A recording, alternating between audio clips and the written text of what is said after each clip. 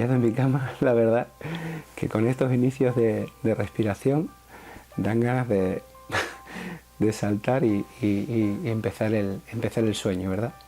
Bueno, lo primero es bienvenidos una vez más a un nuevo vídeo de Emocionales a Vídeos.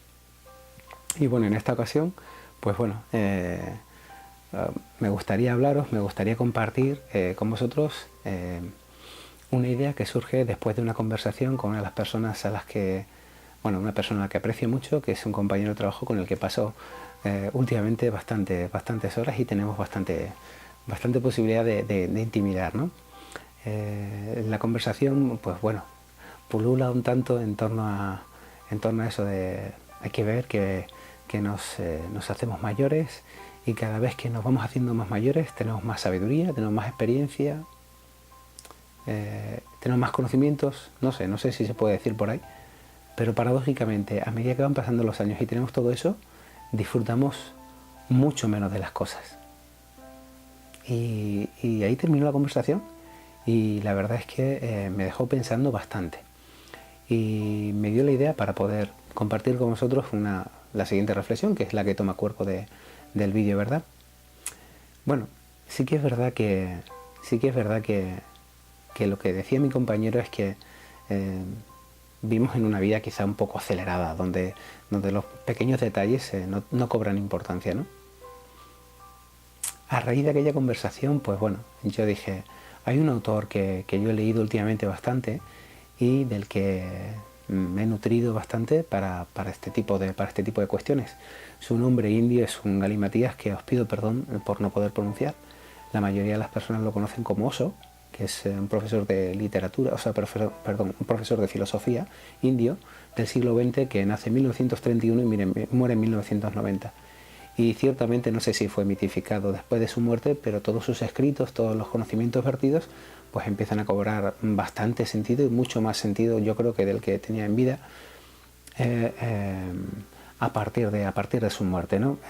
Pues en el siglo XXI yo creo que ahora es un auténtico fenómeno para todas aquellas personas que buscamos un poco el interior, el descubrimiento personal, el crecimiento, la mejora de la autoestima, etcétera, etcétera. Si bien es cierto que este autor pues bueno, luchó frontalmente contra muchas de las cosas que estaban establecidas, sobre todo con las religiones institucionalizadas, sí que es verdad que aportó también conocimiento sobre lo que es la motivación, lo que es el crecimiento personal, en fin, bueno, creo que a mí personalmente pues me hace reflexionar, por lo menos, o me hace valorar ciertas cuestiones que normalmente son pasadas por alto. Y en uno de los libros que él tiene y que cayó en mis manos está el arte de vivir, se llama. Y bueno, y él habla ahí en ese libro de que una de las prerrogativas del ser humano, de la vida del ser humano, es vivir para autorrealizarse. Es decir, él hace la diferenciación entre crecer y envejecer. Envejecer dice que es realmente fácil, porque bueno, pues nos podemos limitar a beber, a comer, a vivir con los demás, imitando a los demás y acercándonos paulatinamente a una muerte que bueno, pues que es una muerte que comienza desde que nacemos. Como seres humanos y como seres sociales, él dice que nos imitamos mucho. Entonces los niños que no nacen con esa forma de vivir y de actuar, nos imitan a los adultos y pierden en realidad gran parte de la bondad que tienen cuando todos nacemos, ¿verdad? Hace una diferenciación de lo que es la inocencia y la ignorancia. Todos tenemos necesidad. Si yo pudiera volver a mi niñez, ¿esto por qué es? Bueno, pues él explica algo así como que, aunque ignorancia e inocencia parecen dos sinónimos porque tienen una naturaleza muy parecida, en realidad no lo son. La inocencia para él es algo así como un elemento que está per se satisfecho, contento, que no necesita nada más que lo que tiene en ese momento. Me explico. Ante la posible visión de un arcoíris de un niño, este niño no va a entrar a valorar si hay cuestiones más importantes que propiamente la presencia de ese arcoíris y lo maravilloso que es contemplar lo que te ofrece la naturaleza.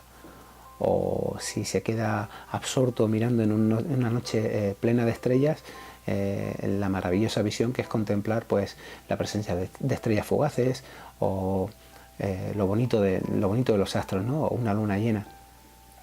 Eso sí que es la inocencia.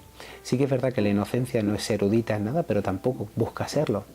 A diferencia, la inocencia de la ignorancia está continuamente insatisfecha.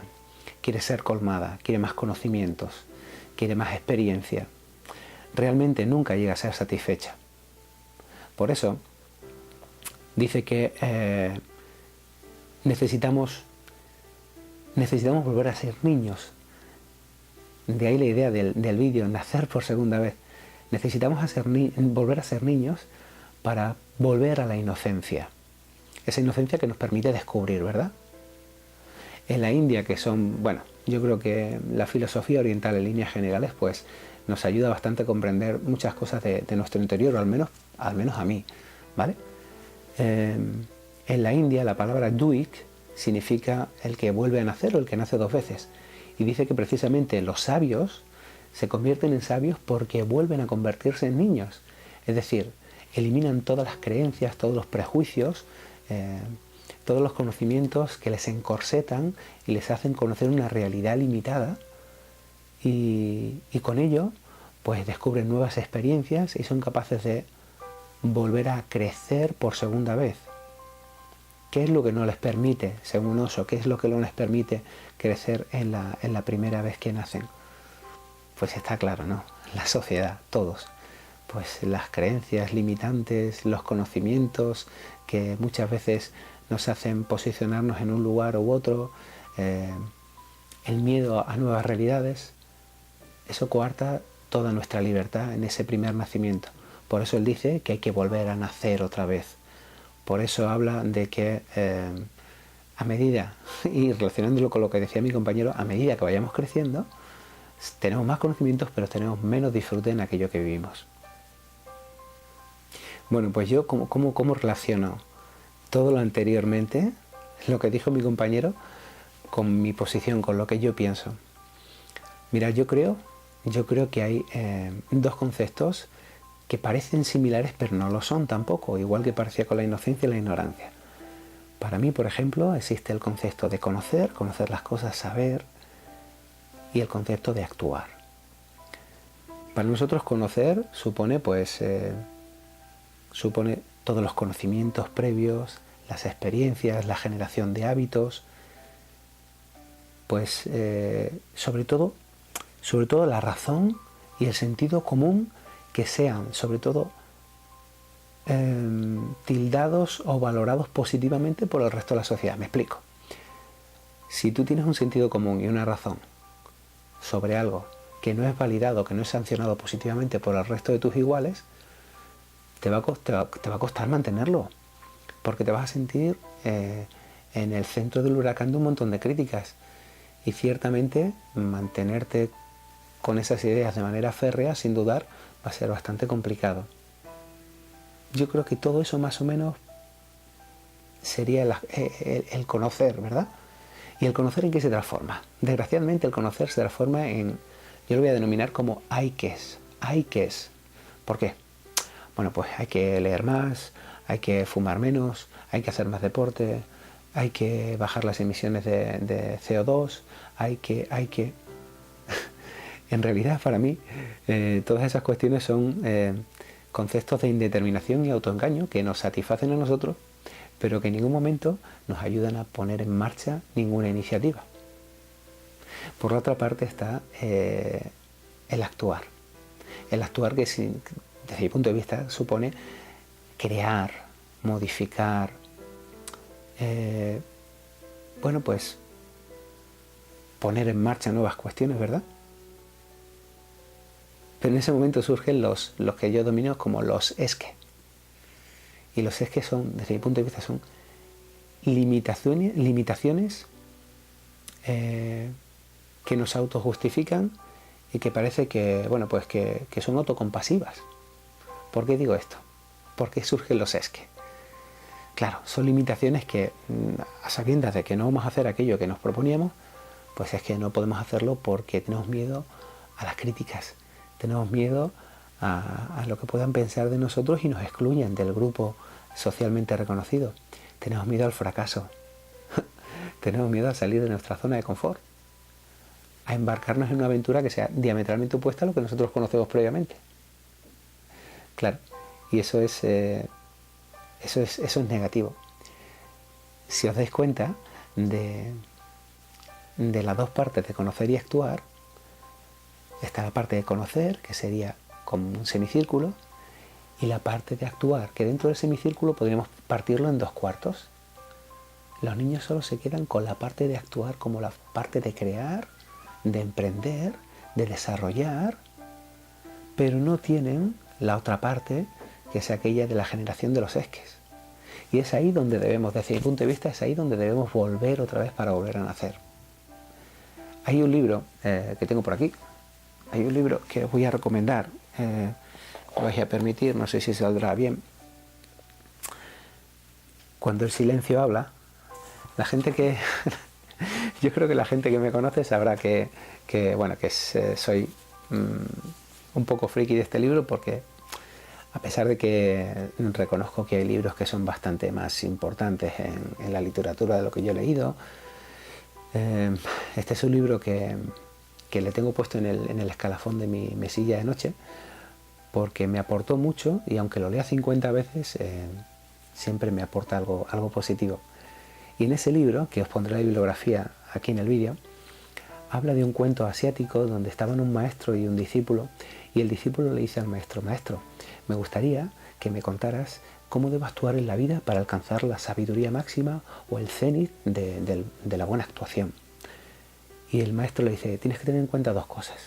La primera de las cosas es que debes actuar en la vida sabiendo, reconociendo que cualquier esfuerzo que hagas por mejorar o por alcanzar esa meta que tú dices es totalmente en vano, no te va a servir para nada. El discípulo a esa primera respuesta, raudo y veloz, corre a decirle al maestro: bueno, ¿y cuál es la segunda cosa que yo tengo que saber para actuar bien y para alcanzar esa meta? Y el maestro le dice: bueno, pues la segunda cosa es que tienes que actuar en la vida como si no conocieras la primera. Es decir, la inocencia que hablamos antes, ¿verdad? Todos sabemos que el mundo tiene partes positivas y partes negativas, partes bonitas y partes que no son bonitas.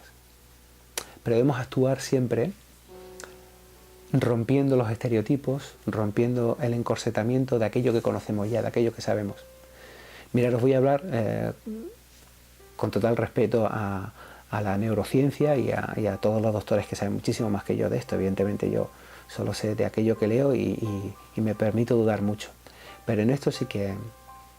Mira, yo creo férreamente que las emociones van a formar, van a tallar, creo que es el mejor verbo, van a tallar físicamente nuestro cerebro, nuestras estructuras